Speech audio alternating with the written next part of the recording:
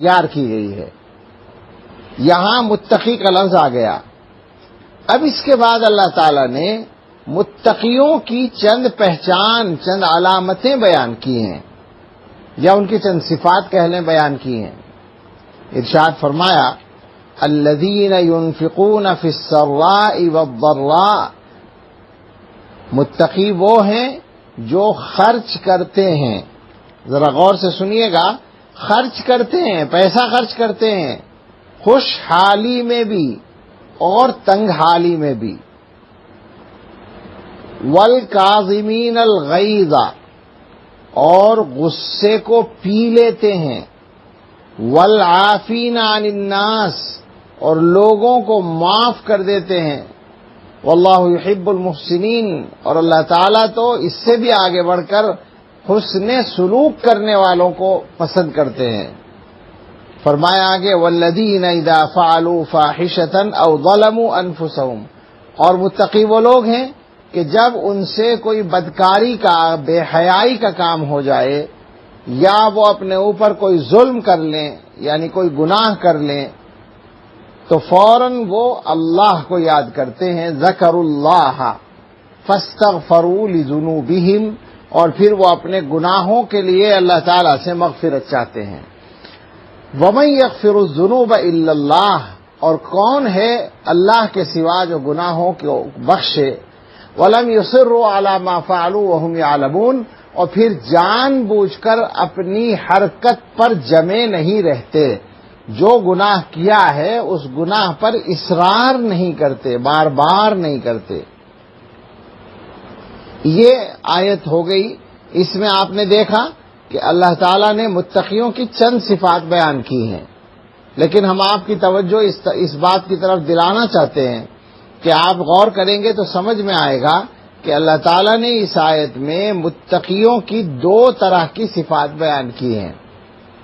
ایک وہ صفات ہیں جن کا تعلق بندوں کے ساتھ ہے، انسانوں کے ساتھ ہے، اور ایک وہ صفت بیان کی ہے جس کا تعلق اللہ تعالیٰ کی ذات کے ساتھ ہے. اور ابھی آپ نے آیت کا ترجمہ سنا، اس میں پہلے کن صفات کا ذکر ہے، کن باتوں کا تذکرہ ہے جن کا تعلق اللہ کے بندوں سے ہے، اور جس بات کا تعلق اللہ تعالیٰ کی ذات سے ہے اس کا تذکرہ نمبر 2 پر لایا گیا، بعد میں لایا گیا. اب آپ غور کریں کہ متقی ہونے کا کیا مطلب بنا، کہ متقی وہ آدمی ہے جو اللہ کے بندوں کے حق بھی ادا کرتا ہو اور اللہ کے حق بھی ادا کرتا ہو، اور دونوں کا اہتمام کرتا ہو. اللہ تعالیٰ نے یہاں یہ بتایا اور بندوں کے حق کا پہلے تذکرہ کیا. ہمارے ماحول میں عام طور پر چونکہ دین کی صحیح فہم، دین کی صحیح سمجھ عام نہیں ہے، اس لیے عام طور سے یہی ہوتا ہے کہ اگر کوئی آدمی نماز وغیرہ کی پابندی کر لے اور ظاہری دینداری اس کی صحیح ہو جائے، پھر وہ اندر سے چاہے جو کرتا رہے، وہ حسد کرے، وہ غیبت کرے، وہ ظلم کرے، وہ بدگوئی کرے، وہ اپنی زبان سے اللہ کے بندوں کو تکلیفیں پہنچائے، وہ جو چاہے کرتا رہے. وہ بھی یہ سمجھتا رہتا ہے کہ میں متقی ہوں، اور دیکھنے والے بھی یہ سمجھتے ہیں کہ ہاں بھائی یہ تو نیک آدمی ہے، بزرگ آدمی ہے. تو یہ بات ہم سب کو ذہنوں سے نکال دینی چاہیے کہ تقوی اس طرح مکمل نہیں ہوتا. تقوی کے لیے ضروری ہے کہ اللہ کے بندوں کے ساتھ بھی معاملہ اچھا ہو اور اللہ تعالیٰ کا حق بھی ادا کیا جائے. اب ذرا نظر ڈال لیں آیت پر دوبارہ تفصیل کے ساتھ کہ آیت میں اللہ تعالیٰ نے بندوں سے تعلق رکھنے والی کیا صفات بیان کی ہیں. ذرا غور سے سنیں گے تو تعجب سا ہوگا کہ بتائیے یہ صفات بھی متقیوں کی صفات ہیں. اللہ نے فرمایا الذین ينفقون فی السراء والضراء، متقی وہ ہیں جو خرچ کرتے ہیں خوشحالی میں بھی اور تنگی میں بھی. بتائیے متقیوں کی سب سے پہلی صفت بیان کی جا رہی ہے کہ وہ خرچ کرتے ہیں. اس کا مطلب کیا ہوا؟ جو خرچ کرے گا وہ کمائے گا بھی تو صحیح، اگر کمائے گا نہیں تو خرچ کہاں سے کرے گا؟ اس کا مطلب یہ ہوا کہ پیسے کمانے سے تقوی میں کوئی فرق نہیں آتا. آدمی حلال طریقے سے پیسہ کمائے تو یہ بھی تقوی کا حصہ ہے۔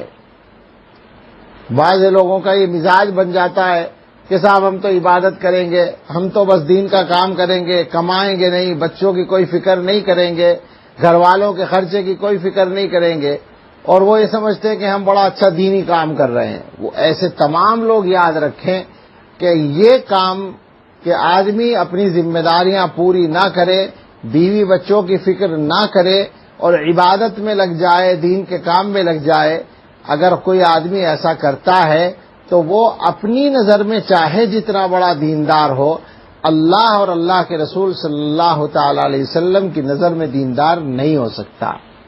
اللہ تعالیٰ کی نظر میں دیندار بننے کے لیے ضروری ہے کہ اللہ کے بندوں کا حق ادا کیا جائے، اور جن بندوں کا حق ادا کرنا ہے ان میں سب سے پہلے انسان کے ذمے اپنے گھر والوں کے حقوق آتے ہیں۔ تو اللہ نے فرمایا کہ وہ لوگ جو خرچ کرتے ہیں خوشحالی میں بھی اور تنگی میں بھی، یہ مومن کا مزاج ہوتا ہے۔ خوشحالی کا مطلب تو یہ کہ اس کے پاس خوب پیسہ ہے، خوب کشادگی ہے، اس وقت میں اس کے سامنے کوئی مسئلہ آیا کہ بھئی اس میں خرچ کرنا ہے تو مومن بندہ خرچ کرتا ہے، شوق سے کرتا ہے، وہ پیسے کا لالچ نہیں کرتا۔ چنانچہ اس زمانے میں مسلمانوں کی یہ صفت اللہ تعالیٰ کی توفیق سے بہت زیادہ ابھر کر سامنے آئی ہے کہ انہوں نے اللہ کے بندوں کا پیٹ بھرنے کے لیے، ان کو پانی پلانے کے لیے، ان کو پریشانیوں سے بچانے کے لیے اپنی جیبیں خالی کر ڈالی، جبکہ مسلمانوں کو یہ نظر آ رہا تھا کہ آمدنی کا راستہ بند ہے، لیکن انہوں نے اللہ کے لیے، اللہ کے بندوں پر اپنا پیسہ خرچ کیا ہے۔ اور یقین رکھیں کہ جن لوگوں نے بھی یہ کام کیا ہے، جہاں بھی کیا ہے، اللہ تعالیٰ کی طرف سے ان کے لیے اتنی برکتیں آنے والی ہیں کہ سمیٹنا مشکل ہوگا، بہت زیادہ برکتیں انشاءاللہ آئیں گی۔ تو مسلمان کا یہ مزاج ہے کہ اگر اس کے پاس خوشحالی ہے تو وہ خرچ کرتا ہی ہے، لیکن اگر خدا نخواستہ تنگی ہے، پریشانی ہے، پیسہ کم ہے، تو بھی مسلمان خرچ کرنے سے نہیں رکتا، بلکہ بسا اوقات ایسا ہوتا ہے کہ اپنی ضرورت روک کر دوسرے کی ضرورت پوری کرتا ہے۔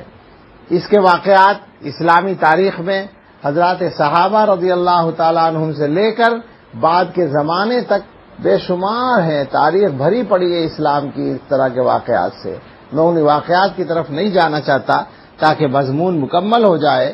بہرحال خلاصہ یہ ہوا کہ متقیوں کی جو صفات اللہ تعالیٰ نے یہاں بیان کی ہیں، ان میں پہلی صفت ہے کہ وہ متقی وہ ہیں جو اللہ کی راہ میں خرچ کرتے ہیں، خوشحالی میں بھی اور تنگی میں بھی، جہاں جہاں اللہ نے خرچ کرنے کا حکم دیا ہے وہاں خرچ کرتے ہیں۔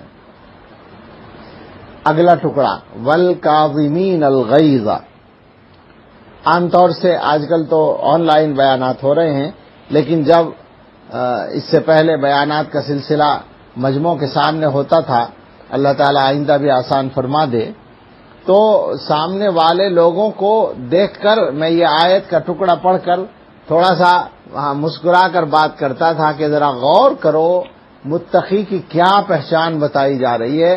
اللہ نے فرمایا والکاظمین الغیظ، متقی وہ ہیں جو غصے کو پینے والے ہیں۔ جب یہ لفظ بولا جاتا ہے تو مجمع میں بہت سے لوگوں کے ہونٹوں پر مسکراہٹ آ جاتی ہے، اس لیے کہ ان کو پتہ ہے کہ انہوں نے آج تک غصہ پینے کو تقوی نہیں سمجھا تھا، تقوی کا تقاضا نہیں سمجھا تھا، بلکہ ہمارے ہاں تو ایک طرح سے مسلمانوں میں یہ ماحول ہے کہ اگر کوئی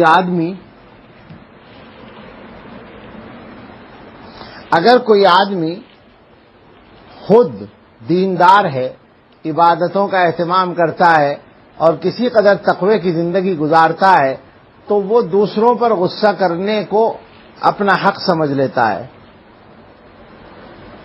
اور وہ یہ سمجھتا ہے کہ مجھے دوسروں کے اوپر غصہ کرنے کا حق مل گیا ہے۔ بعض لوگوں کو آپ نے دیکھا ہوگا مسجد میں وہ آتے ہیں چونکہ نماز کے لیے پابندی سے، لہذا مسجد والوں پر غصہ ہو رہے ہیں، مؤذن صاحب پر غصہ کر رہے ہیں، امام صاحب پر غصہ کر رہے ہیں۔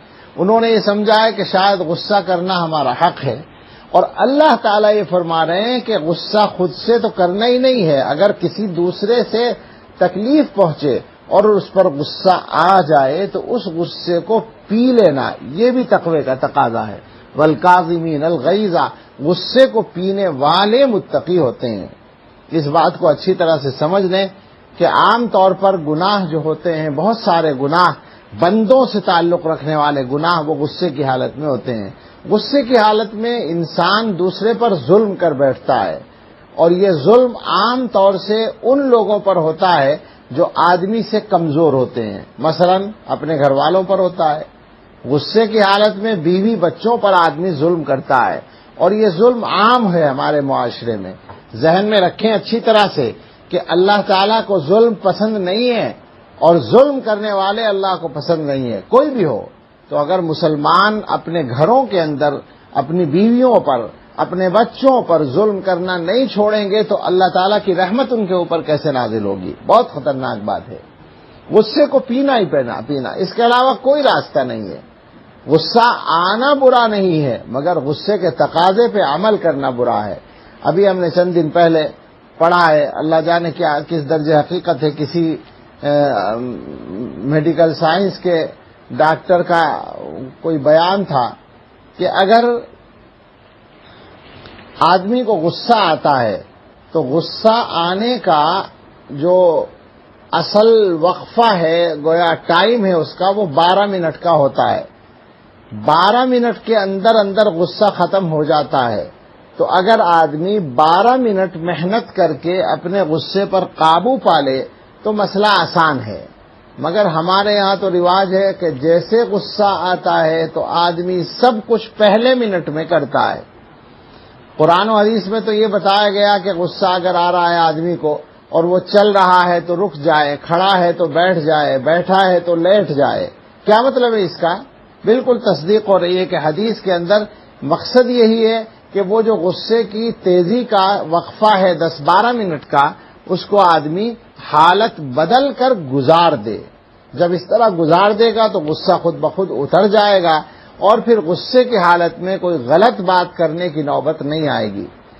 بہت سارے گھروں کے اندر طلاق کے جو واقعات پیش آتے ہیں، آپ نے دیکھا ہوگا، غصے کی وجہ سے ہی آتے ہیں۔ یہ ایک نظام بنا ہوا ہے، ایک عام معمول بنا ہوا ہے کہ غصہ آیا، لڑائی جھگڑا ہوا اور طلاق دے ڈالی، غصے میں طلاق دیتے ہیں۔ بیوقوفی کی بات ہے، کبھی ہم اس پر انشاءاللہ گفتگو کریں گے۔ مختصراً کہتے ہیں کہ طلاق جو ہے وہ تو بہت سوچ سمجھ کے کرنے کا فیصلہ ہے۔ یعنی میں یہ کہا کرتا ہوں کہ طلاق جو ہے وہ یہ ہے کہ جو نکاح آپ نے ایک لمبے پروسیجر کے بعد کیا تھا، نکاح کیسے ہوا تھا کہ آپ نے رشتہ تلاش کیا، معلومات حاصل کی، فلاں خاندان کیسا ہے، ان کے گھر کا ماحول کیسا ہے، ان کی لڑکی کیسی ہے، ان کے دینداری کیسی ہے، شکل صورت کیسی ہے، لوگ کیسے ہیں، مزاج و معاملات کیسے ہیں، ساری تحقیقات کرنے کے بعد آپ نے ایک فیصلہ کیا اور ان کے یہاں جا کر رشتہ دیا۔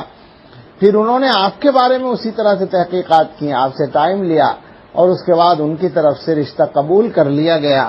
تو پھر اس کے بعد آپس میں ملنا جلنا شروع ہوا، لین دین کے معاملات شروع ہوئے، اور پھر ایک وقت مقرر کر کے نکاح کے لیے تاریخ طے کی گئی، اور اس تاریخ میں دونوں طرف کے لوگ جمع ہوئے، اور اس کے بعد انہوں نے آ کر جو ہے اس نکاح کے عمل کو انجام دیا، شادی ہوئی، ایک لمبا خرچہ دونوں طرف سے کیا گیا۔ میں یہ کہتا ہوں طلاق نام ہے اس پورے لمبے چوڑے عمل کو ختم کرنے کا۔ اتنی محنت جس کام کے لیے کی گئی تھی اس کو ختم کرنے کا نام طلاق ہے۔ تو طلاق میں کم سے کم اتنا ٹائم تو لگنا ہی چاہیے جتنا ٹائم نکاح میں لگا تھا، اتنا لمبا غور و فکر تو ہونا ہی چاہیے۔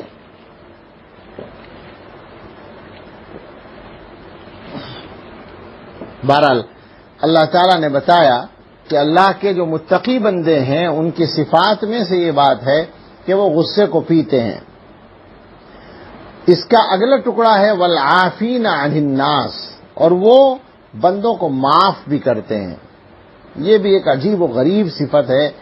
جس آدمی کے اندر یہ صفت ہوتی ہے وہ لوگوں کے لیے نعمت بن جاتا ہے، مگر ہم لوگ آپس میں ایک دوسرے کے لیے زحمت بنے ہوئے ہیں، اس لیے کہ ہمارا عام مزاج ہے کہ ہم میں سے اگر کسی کو کسی سے تکلیف پہنچ جائے تو وہ معاف کرنے کے لیے تیار نہیں ہوتا۔